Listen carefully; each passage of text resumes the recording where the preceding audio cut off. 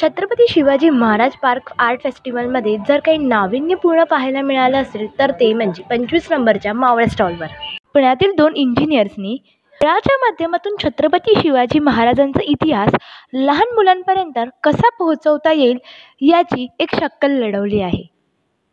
कला म्हणजेच संकल्पनेला भारतीय खेळ पुढे यावे यासाठी भारत सरकारने सुरू केलेले खेळण्याच्या संकल्पनेच्या स्पर्धांमध्ये 19,000 स्पर्धकांपैकी अफजल खान एन्काउंटर या बोर्ड गेमला राष्ट्रीय पुरस्कार मिळाला आहे।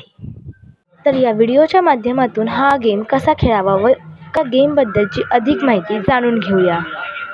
नमस्कार, माझं नाव अनिरुद्ध आहे। मी शंतनू बरोबर इथे मुंबईला छत्रपती शिवाजी महाराज आर्ट फेस्टिवलला आलो आहे आणि या फेस्टिवलमध्ये मावळा हा आमचा ब्रँड आम्ही एंडोर्स करतो आहोत। मावळा हे तुमचा इतिहास खेळता खेळता मुलांपर्यंत पोहोचला तर मजा येईल की नाही। मग त्यासाठीच आम्ही माध्यम निर्माण करण्याच्या क्षेत्रात आहोत।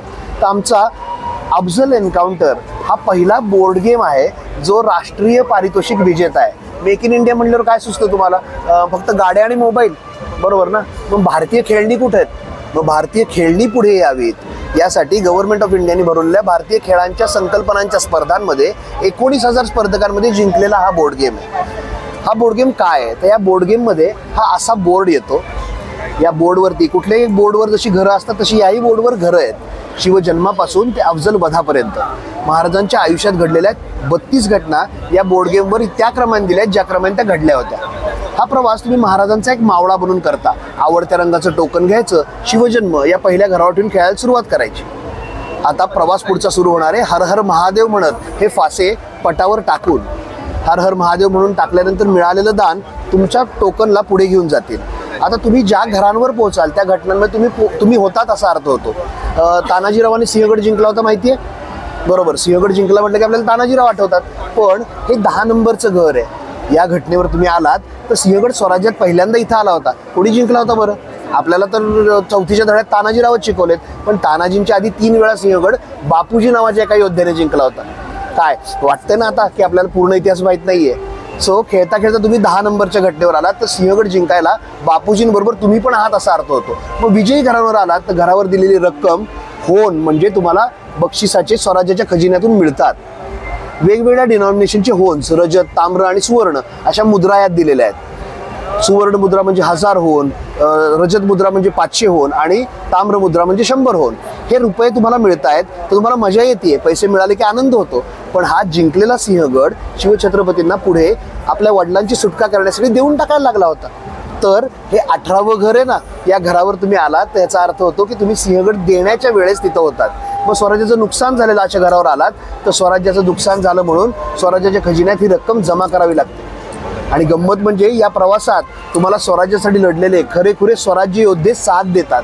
बाजी पासलकर, जेधेंचं कुटुंब, देशपांडेंचं कुटुंब, सूर्यराव काकडे याशिवाय दुर्गांची पण कार्ड्स तुम्हाला मिळतात। आता बाजींचं कार्ड तुम्हाला मिळालं तर त्यांच्या कर्तृत्वाची घरं त्याच्यावर दिलेली आहेत। खेळता खेळता कुठला मावळा रायरेश्वराच्या शपथेच्या घरावर आला तर त्याला 500 होन स्वराज्याच्या खजिन्यातून मिळतील, पण बाजी पासलकरांच्या कार्डच्या मागे 5 नंबर आहे। याचा अर्थ बाजी पासलकर तिथं होते, तो हे कार्ड ज्यांच्याकडे असेल त्याला 200 होन, ह्याला मिळणारे 500 होन म्हणून दिले जातील। मुलांना खेळता खेळताच कोणता योद्धा कुठे लढला, कोणत्या दुर्गावर काय घडलं कळत जातं। मग या सगळ्या घटना जर मोठ्यांनाच माहीत नाही तर लहानांना कुठून कळतील? म्हणून आपण याच्याबरोबर एक पुस्तिका पण देतो। ही संदर्भ पुस्तिकेमध्ये मराठी आणि इंग्रजी दोन्ही भाषेत एकेका पॅराग्राफमध्ये या प्रत्येक घटनेचा संदर्भ दिलेला आहे। ज्या घरावर याल तेवढी गोष्ट वाचा।